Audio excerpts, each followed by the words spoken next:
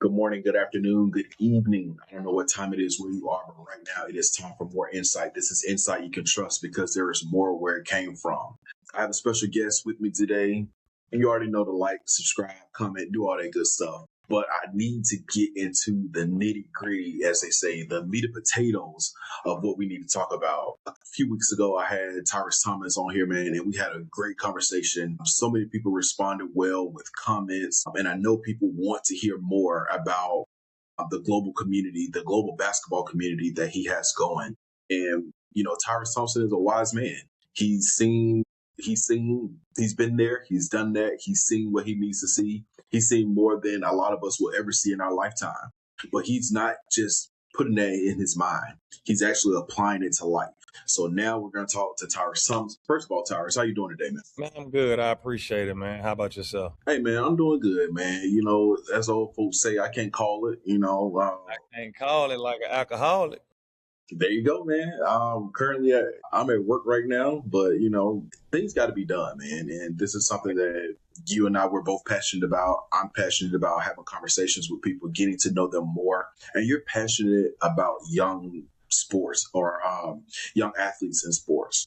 And we were talking, and we wanted to have a conversation, man. So if we look at basketball, not even just basketball, we look at all the sports, where there's AAU, prep. So many people are reclassifying now. That's a thing now. And even with the transfer portal, there's so many teams where the rosters, the players are older than they have been before. From your perspective, from your experience, why are we seeing this change? I think one is just rules, right? So a lot of times rules allow for things, people do them whether they benefit them or not. I think for the sake of winning, a lot of coaches, in theory, if you can get older players, you should have a better product.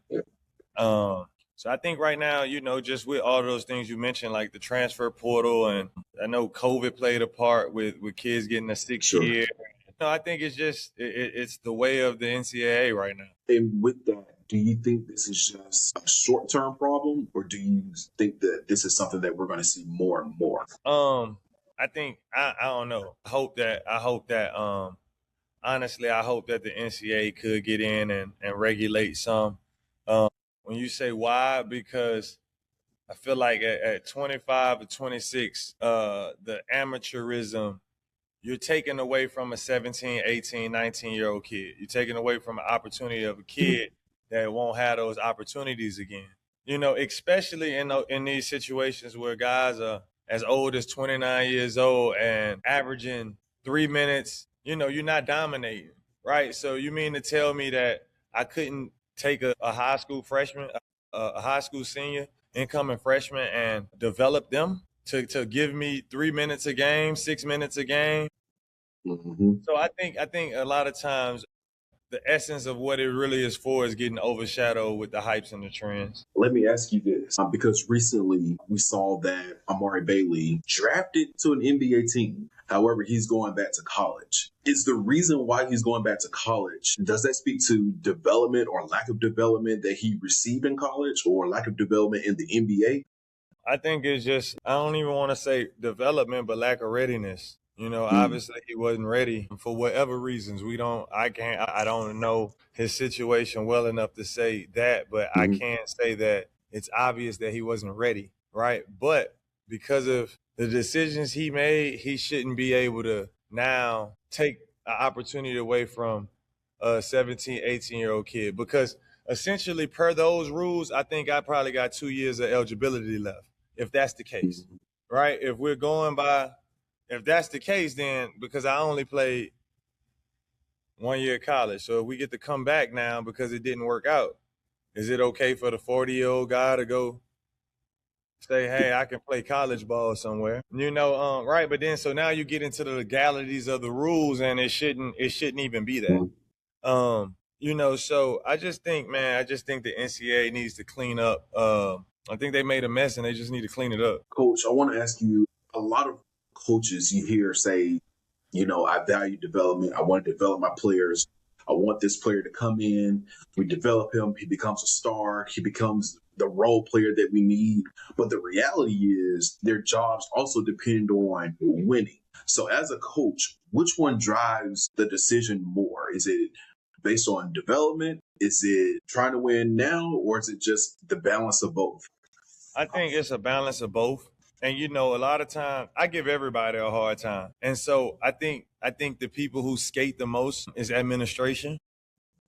We Mm, don't we never look at administration for their lack of reality or lack of wherewithal, right? When we have teams in certain conferences. I mean, if I'm in a low level D1 as administration, it should be law to all my coaches. We only want kids who happy to be here. We only want yeah, kids who playing to love the game because we already in the hole. We already only got at football games, we only putting 1,500 in the stands. At basketball games, we got 125 people at the game. We got to bring the senior citizens and the kindergartners in for free just to have people here.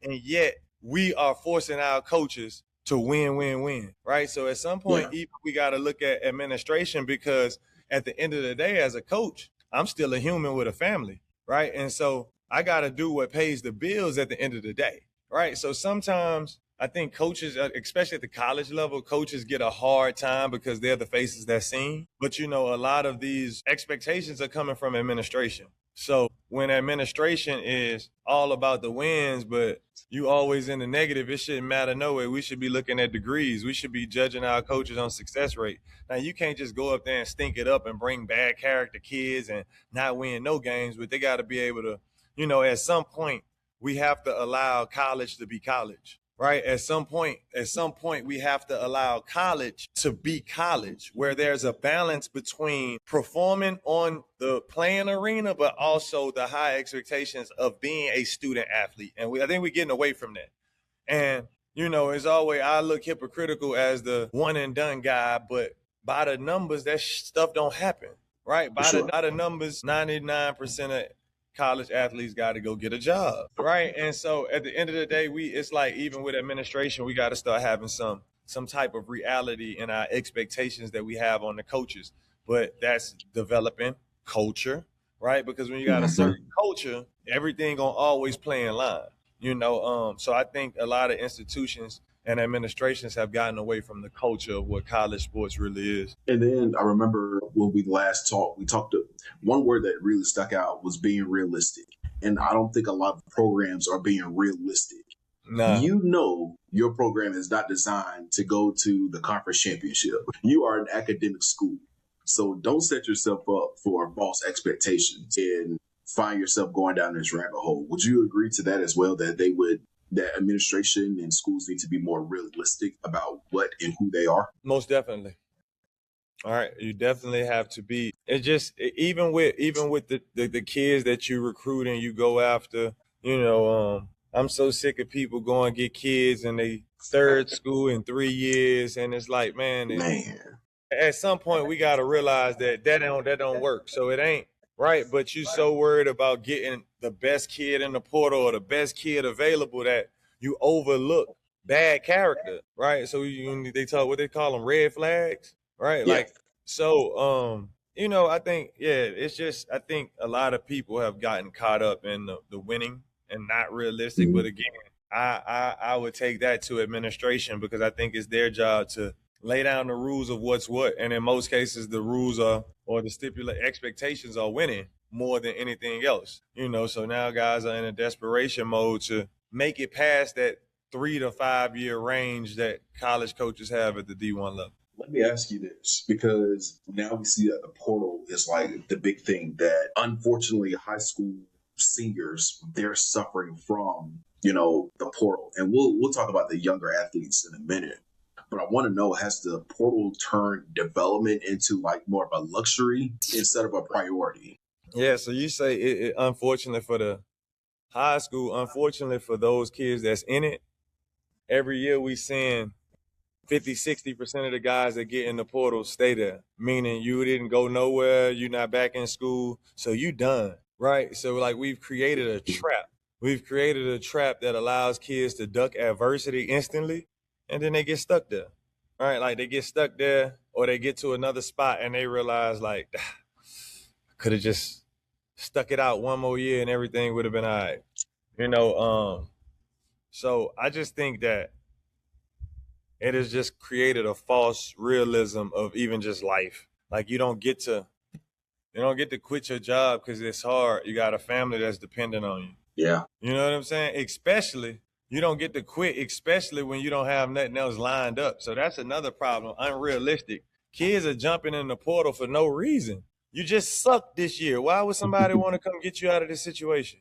You didn't dominate where you were. Why would someone want to come get you? So you got kids who not even all conference and they just hop in the portal without having talked to nobody, had a word. You suck where you are. So why would you hop your silly self in the portal? Like, who advised that? So, but that's the lack of reality when they think 6 points and 3 rebounds in 25 minutes is killing.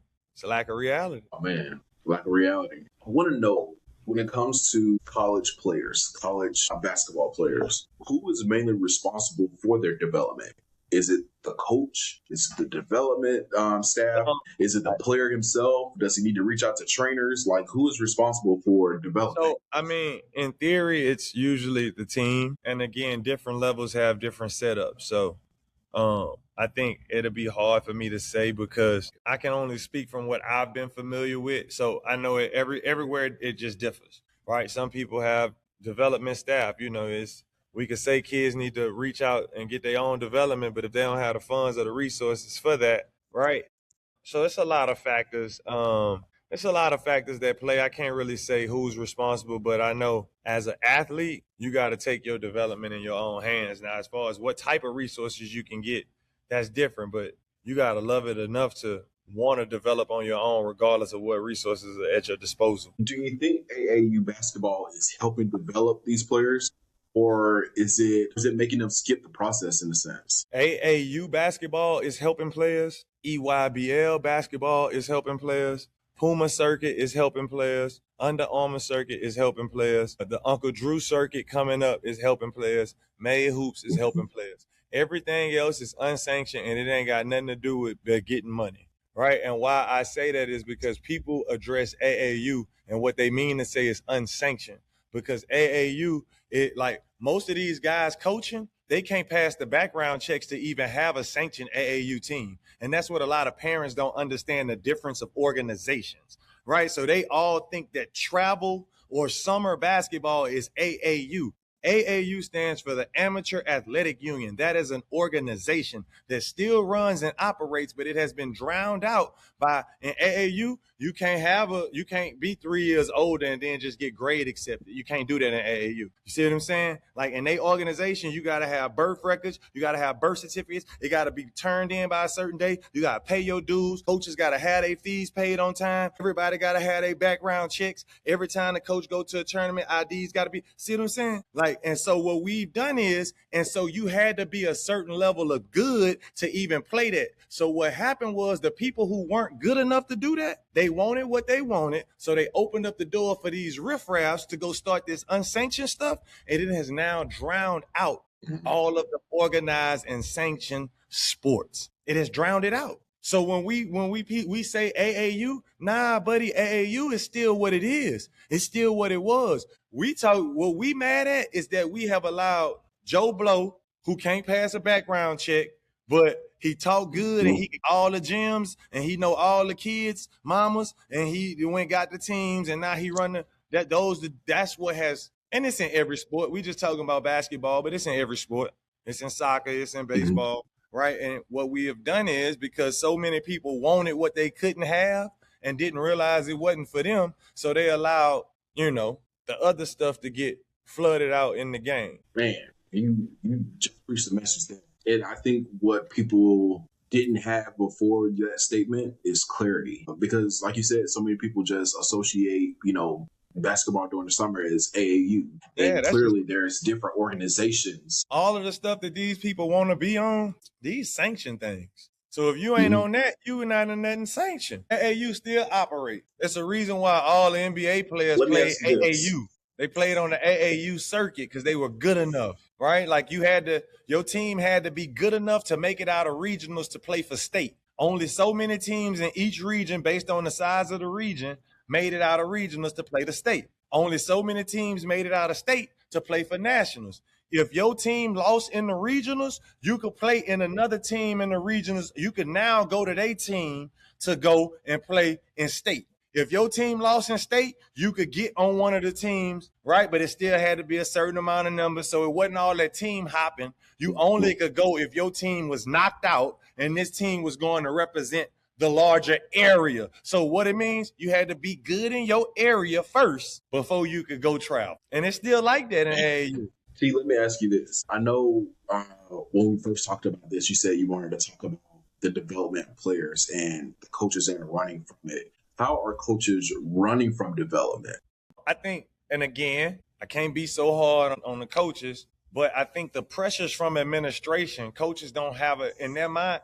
I don't got 4 years to develop. They brought me in on a 5-year contract. At 3, it's easy to cut me and let me go. So I really don't even, we talking about a 4-year program. I don't got time to develop, right? So again, it's easy to say to coaches, but we got to look at administration because of the expectations. I got to try to find something that works now, right? So I could, in my rage and when I be pissed, I could say they duck and smoke.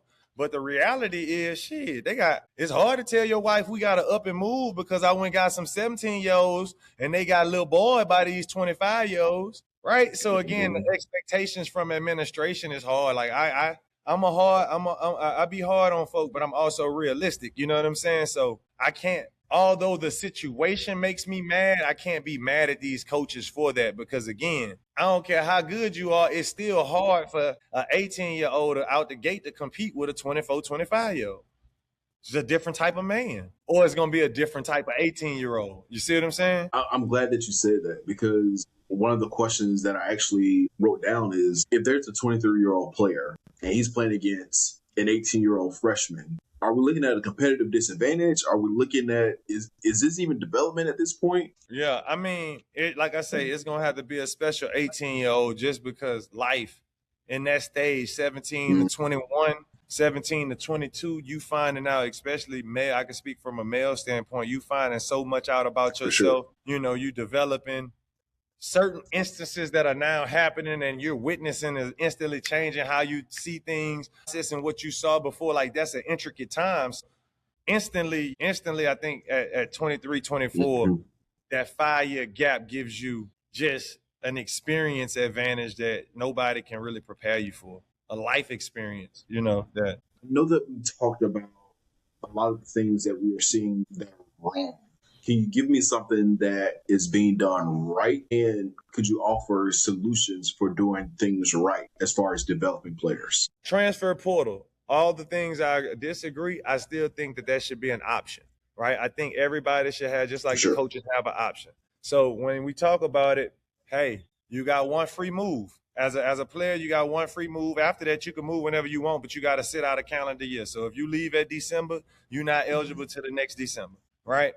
On your second one.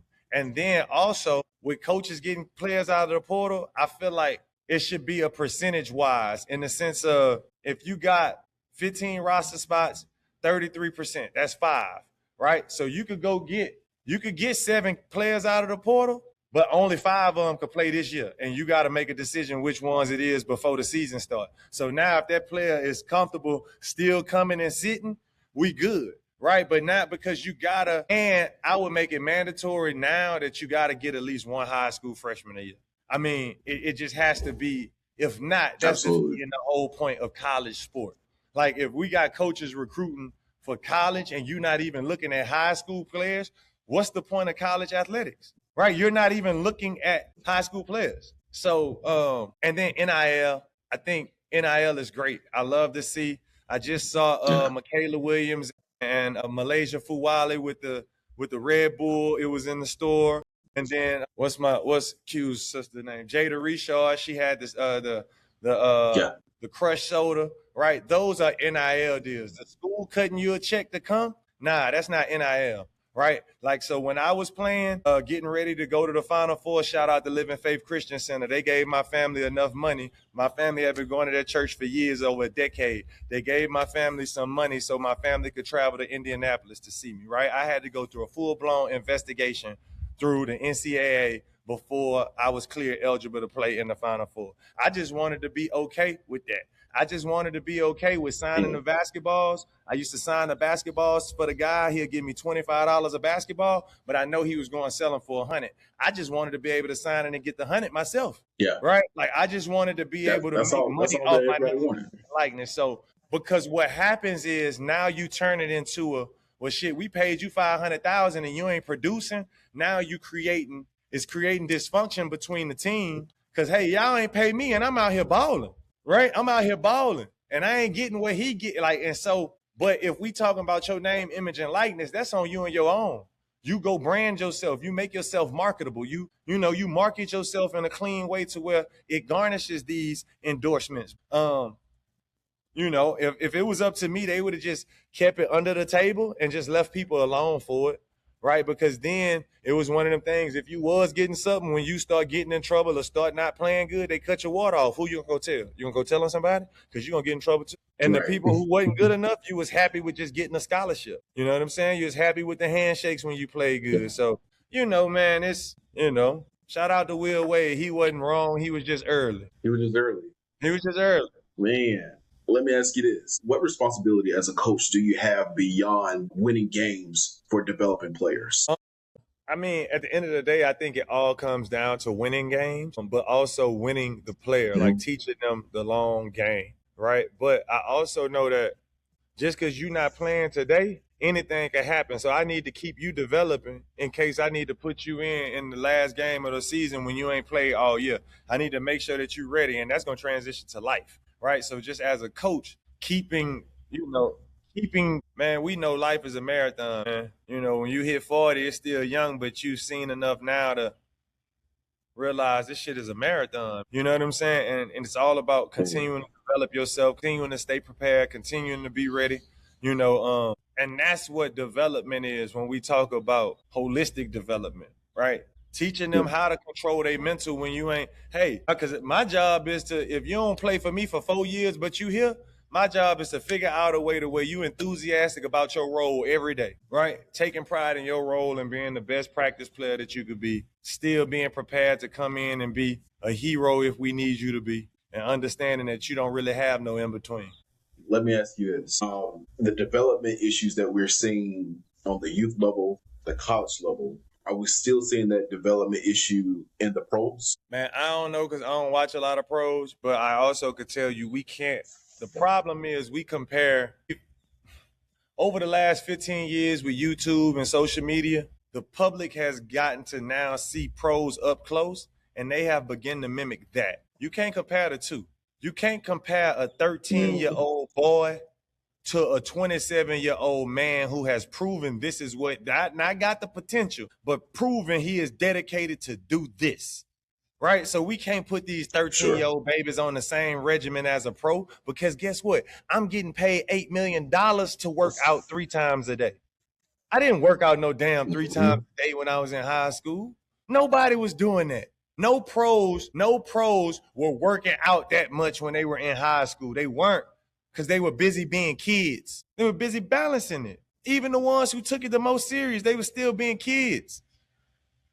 But it wasn't chasing and so the problem is a lot of the kids now, we were playing for free. We were playing to play. We were playing to have fun. We walk around the neighborhood and find a park to play at and go play over here at this park. Oh, who got the runs at this gym?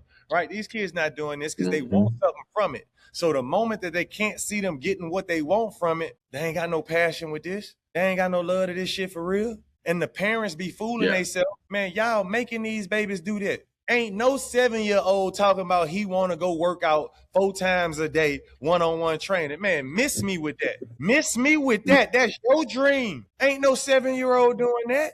Ain't no 7-year-old talking about that.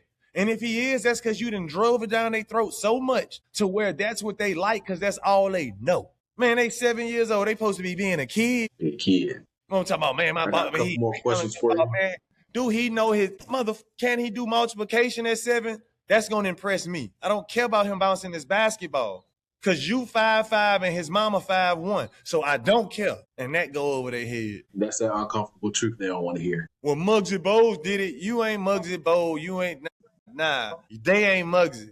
Muggsy was different. Yeah. So, man, I think And go back that's, to reality, man, realism. I got a couple more questions for you, and we're going to get out of here, man. I want to talk to a few people. So there's a young player that's watching this conversation, and they're worried about being overlooked, maybe being replaced by older players. What would you say to them right now? Every day, do the work. Every day, give your all. Every day, work, play, pray like it's your last, and let the chips fall where they may. This life, we can't control that, right? So prepare yourself for the road, knowing that we can't prepare the road for you. All right. So just, man, it's not about not dreaming, but we got to be realistic, and we can't get hung up on scratching the lottery ticket, because that's what it is. You got just as much chance spending the same amount of money on scratching lottery tickets and getting the return as you do to getting drafted or going to the league. So, man, we just gotta love this thing first, man. Love it first. Love the game, and it'll treat you back. It'll love you back. Man, for any young player, parent, young coach, older coach, if they're watching this right now, what's the one thing you want them to understand about development in basketball today? Man, nobody development looks the same, right? And nobody's gonna bloom at the same time. But what everybody has to do is they gotta keep nurturing, they gotta keep watering, they gotta keep fertilizing, they gotta keep protecting, they gotta keep nurturing some more, right? Like, and then you gotta let God do his thing. And understanding that everything that we want, as you heard, just because we want it, not necessarily meaning that it's for us. Yeah, that's good. That's good. As you all have heard, this conversation has been development, how to get developed. In development, things you need to be looking out for and things you can do to help your own development. And with development, Coach T and I, we're talking about developing some things, and we hope to get y'all some more information soon. Development has been the backbone of not even just basketball, but just in life, period. But the question is, do you have the patience to go through the development? I've always been told that the results are worth the process. So my encouragement would be go through the process in life. So the results on the other end of the struggle is going to be worth it. And then you're going to see the results from however you perform. If you didn't perform well, the results aren't going to be well. But if you did perform well, if you gave your best, then the results will show that you did your best. T, I appreciate you dropping through, man. Did you want to have any last words? Let the people know where they can see you and keep up with you. Look, for any parents, coach, players, follow Global Basketball Community on Instagram, globalbasketballcommunity.net. You can go on there, join the school community. It's free. We're about to have a lot of good stuff for you guys in all facets, from coaching to parenting to players. So, man, I'm just really trying to help and give back to the game that's been so gracious to me. Yeah, absolutely. Well, I appreciate it. Make sure y'all tap in with the global basketball community. Make sure that you show Tyrus some love. Shouts out to him. Shouts out to you coming on and joining me for more insight, man. I appreciate you. Make sure y'all like. Make sure you subscribe. Make sure you do all those good things to help us grow this channel. You help us grow this channel, we're going to be able to do some really dope things in the future. So let's make it happen. All right. We'll holler at y'all. Peace. Appreciate you.